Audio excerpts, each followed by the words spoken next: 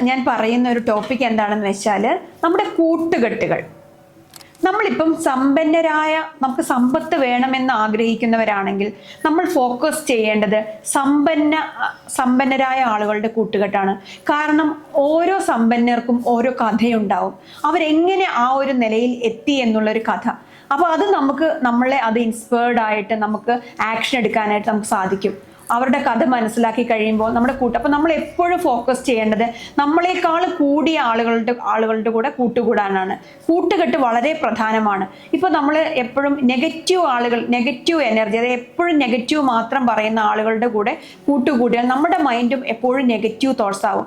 അതേസമയം നമ്മൾ positive thoughts പറയുന്ന ആളുകളുടെ കൂടെ കൂടിയാൽ എപ്പോഴും പോസിറ്റീവായിട്ട് ചിന്തിക്കാനും വളരെ സക്സസ്ഫുൾ ആയിട്ട് ജീവിതത്തിൽ മുന്നേറാനും സാധിക്കും. Keep going, trust the universe. Thank you, universe.